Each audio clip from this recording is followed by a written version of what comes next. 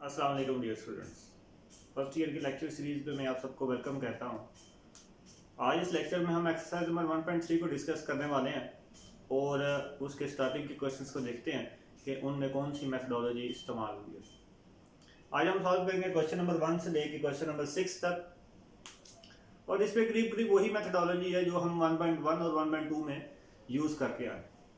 तो चलते हैं बोर्ड की तरफ और देखते हैं कि क्वेश्चन नंबर 1 और 2, 3, 4, 5, 6 ये किस तरह से सॉल्व आउट होते हैं।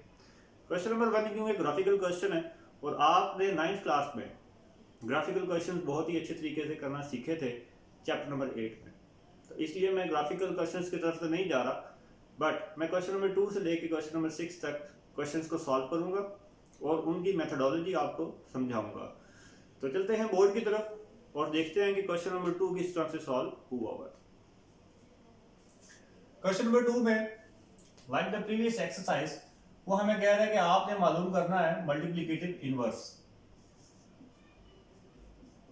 तो मल्टीप्लिकेटिव इनवर्स मालूम करने के लिए आपने यकीनन प्रीवियस लेक्चर देखा होगा, तो उस लेक्चर में हमने जो मेथडोलॉजी इस्तेमाल की थी सेम वही मेथडोलॉजी हम इस क्वेश्चन में भी इस्तेमाल करेंगे।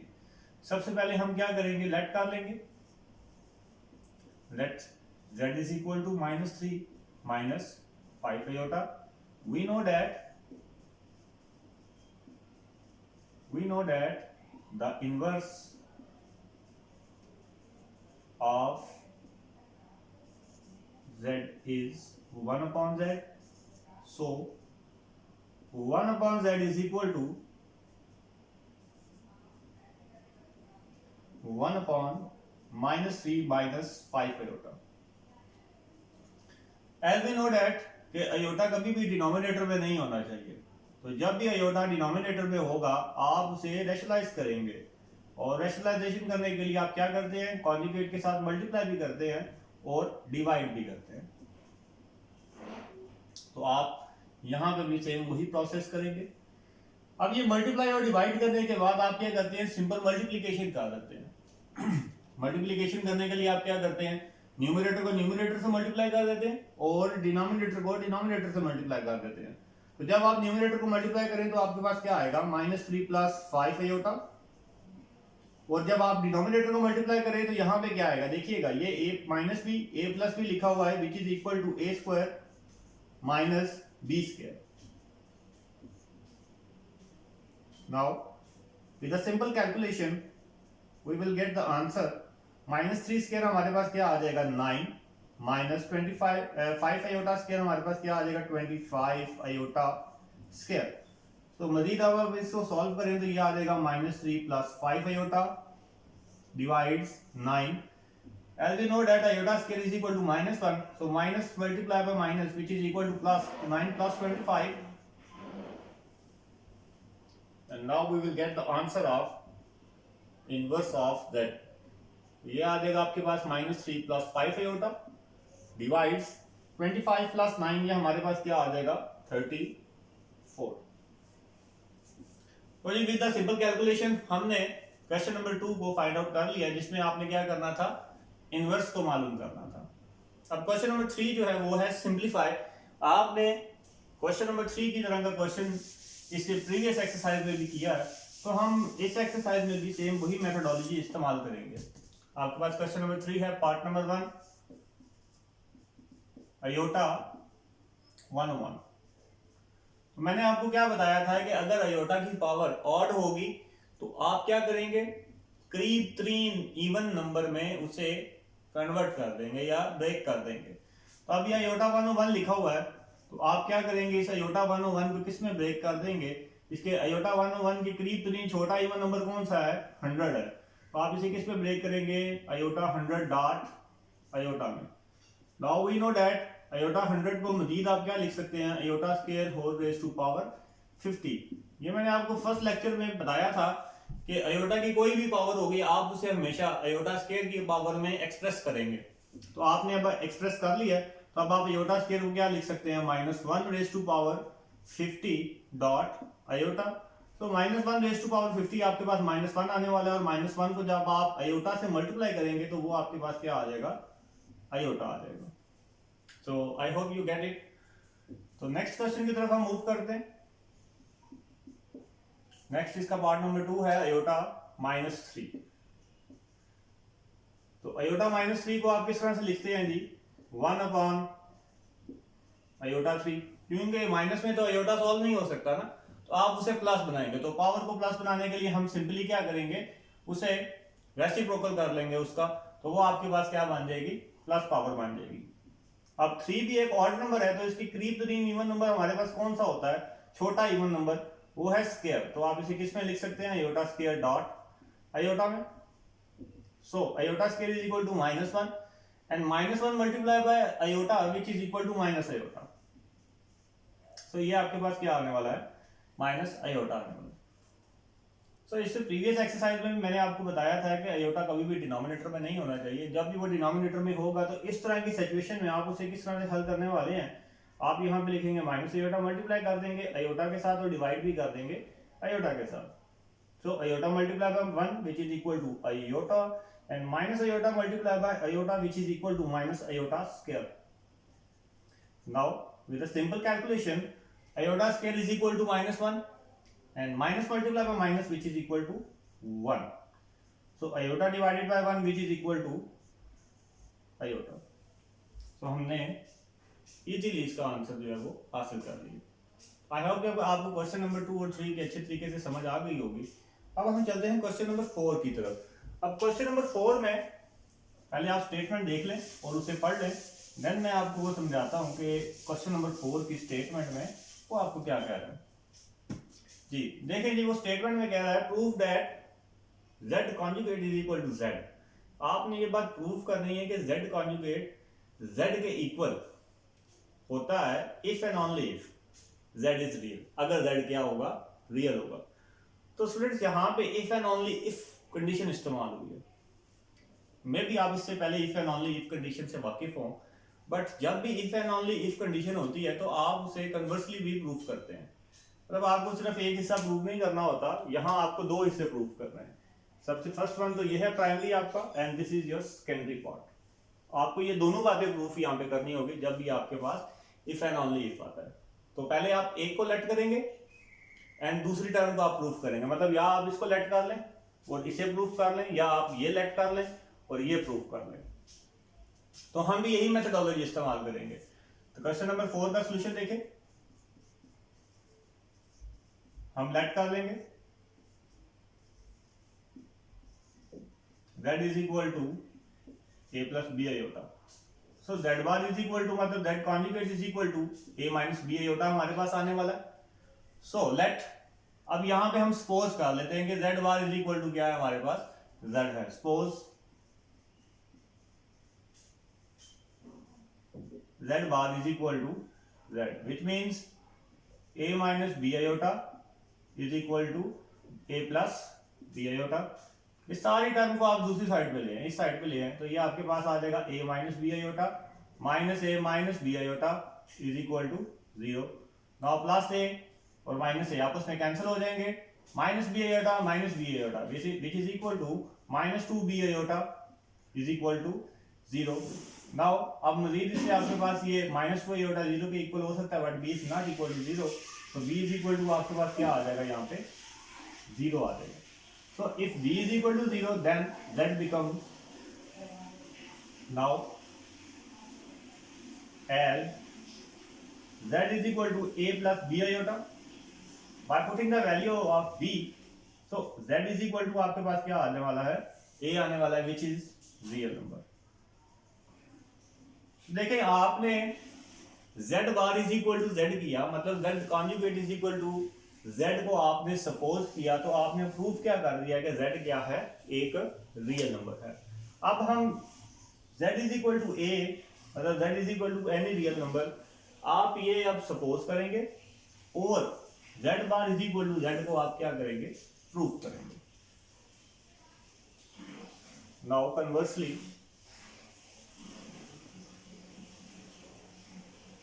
suppose that z is a real number, any real number. So z is equal to a plus b iota as b is equal to 0, हमें ऑलरेडी पता है b किसके इक्वल है, हमारे पास 0 के इक्वल है, तो z इज इक्वल टू हमारे पास क्या आ जाएगा a। This is your equation number 1। Also z bar is equal to a minus b iota as b is equal to 0, so z bar is equal to हमारे पास क्या आने वाला है a। So from equation 1 and 2 हमने ये देखा कि z का रिजल्ट भी a आने वाला है और z बार का रिजल्ट भी a आने वाला है। सो फ्रॉम 1 एंड 2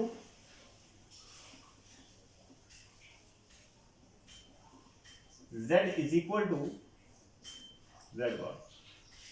तो जी क्वेश्चन नंबर 4 भी हमने क्या कर लिया, प्रूव कर लिया, and it's a very important question. ये काफी दफा बोर्ड के पेपर्स में रिपीट हो चुका है, तो आप इसे चाहें तो मार्क कर सकते हैं अपनी बुक्स पे। नाउ हम मूव करते हैं क्वेश्चन नंबर 5 की तरफ। अब क्वेश्चन नंबर 5 में अगर आप देखें तो क्वेश्चन नंबर 1 में आपके पास सिंपल मल्टीप्लिकेशन है, तो हम देखते हैं कि ये सिंपल मल्टीप्लिकेशन किस तरह से होती है।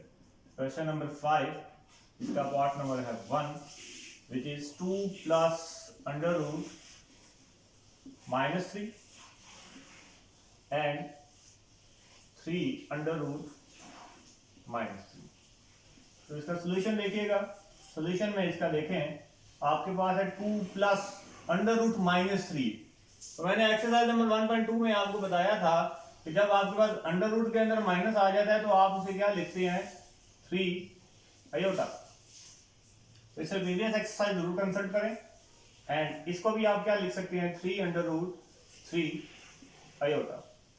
नाउ बाय सिंपल मल्टीप्लिकेशन पहले 2 को इनसे मल्टीप्लाई करें, ये आपके पास आ जाएगा 6 under root 3 iota plus 3 under root 3 iota square. Now 6 under root 3 iota plus 3 under root 3 square, ये आपके पास क्या आने वाला है, 3 आने वाला है, और आयोटा स्क्वायर आने वाला है। Now 6 under root 3 iota plus 3 से ज्यादा हमारे पास क्या आ जाएगा जी, 9 आ जाएगा। Iota square is equal to -1 and -1 multiply by plus which is equal to minus, ये आपके पास क्या आ गया जी, माइनस आ गया। अब इसी तरह से इसका पार्ट नंबर 4 सॉल्व करते हैं।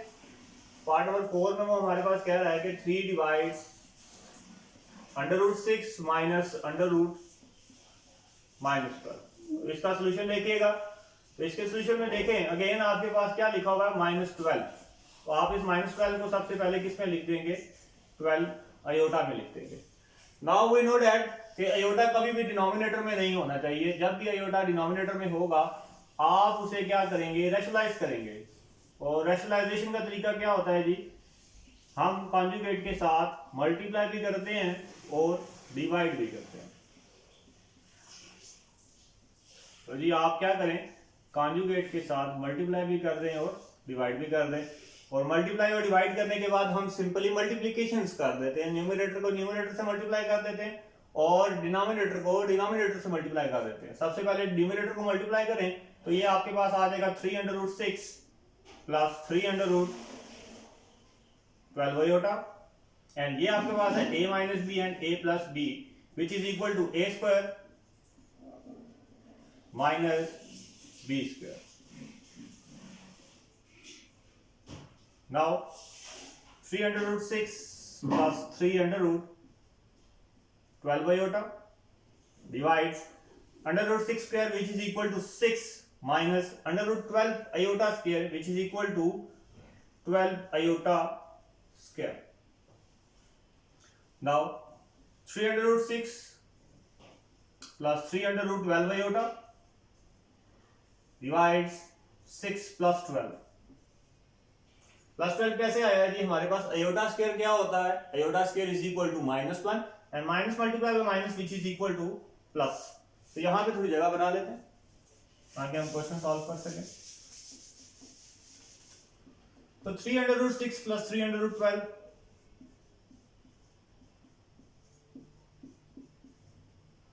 Iota divides 6 plus 12 which is equal to 18 अब इन दोनों में 3 कॉमन है तो आप 3 कॉमन ले लें, तो ये आपके पास आ जाएगा 6 + 3 √ 12 आयोटा, एंड 3 को 18 से आप अगर डिवाइड करें तो आपके पास 6 आ जाएगा, तो 3/6 हमारे पास क्या आ जाएगा 18 आ जाएगा। तो जी क्वेश्चन नंबर 5 भी हमने सॉल्व कर लिया। अब हम मूव करते हैं क्वेश्चन नंबर 6 की तरफ, which is also very important question.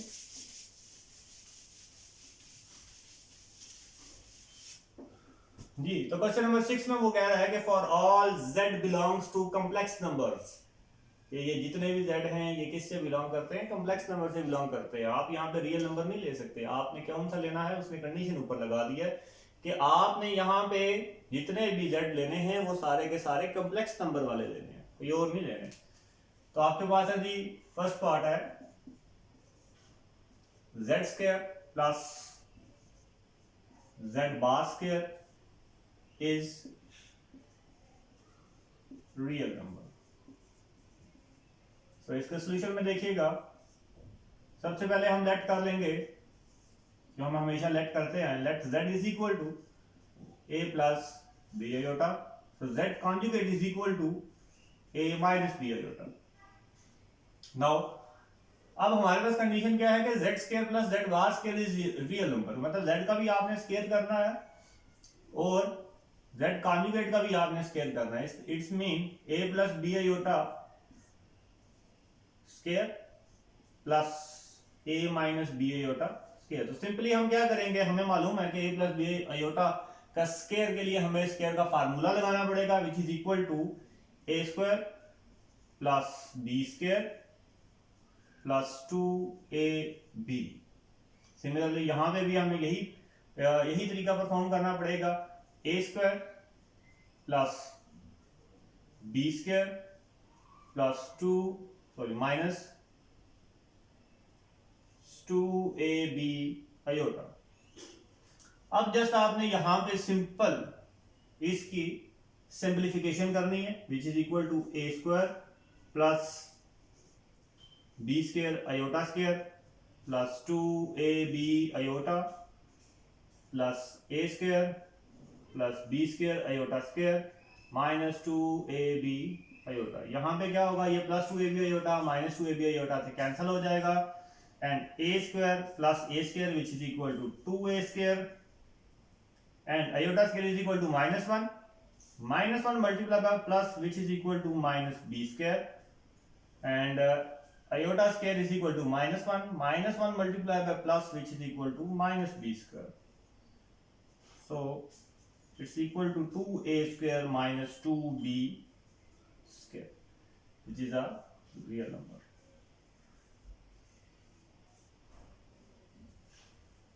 जी तो स्टूडेंट्स हमने देखा कि z² प्लस z⁻² का रिजल्ट जो हमारे पास आया है वो क्या आया है, रियल नंबर है जिसमें तमाम के तमाम z जो है वो किससे बिलोंग कर रहे हैं, कॉम्प्लेक्स नंबर से बिलोंग कर रहे हैं। अब हम नेगेटिव के लिए सॉल्व करते हैं, तो ऊपर से तो सारा क्वेश्चन वैसे ही रहेगा, जस्ट प्लस की जगह पे हमारे पास माइनस आ जाएगा, तो z² minus z⁻² is equal to a plus b iota square minus a minus b iota square.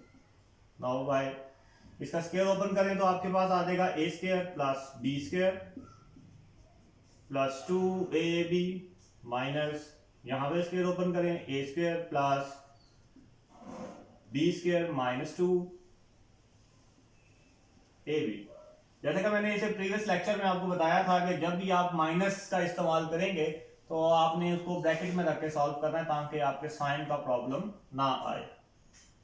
वैसे सॉल्व आउट करें, जस्ट सिंप्लीफिकेशन करनी है, a² plus b² iota square plus 2ab iota minus a² plus b² iota square minus 2ab iota. So मजीद simplify करते हैं, ये आपके पास आ जाएगा माइनस b²। क्यों माइनस आया, क्योंकि iota square is equal to क्या होता है, -1 होता है, और -1 को जब आप प्लस से मल्टीप्लाई करेंगे which is equal to minus, so plus 2ab iota minus A square minus b square minus 2ab iota. Now अब इस माइनस की वजह से आपके पास क्या होगा, ये जितने भी साइन है ये सारे के सारे चेंज हो जाएंगे। तो ये आपके पास आ जाएगा माइनस ए square plus B square plus 2ab iota. तो यहाँ पे क्या होगा, ये ए स्क्वायर से कैंसिल हो जाएगा, ये माइनस बी स्क्वायर ये प्लस बी स्क्वायर से कैंसिल हो जाएगा, plus 2ab iota plus 2ab iota which is equal to 4ab iota. तो हमने देखा स्टूडेंट्स के z square minus z bar square के रिजल्ट में आयोटा आ गया which is imaginary number, which is imaginary number. तो इसका क्या मतलब हुआ कि z square minus z bar square is not is imaginary number. ये बात हमने प्रूव करनी थी, is imaginary number. My mistake, मैंने इसको देखा नहीं, इमेजिनरी नंबर।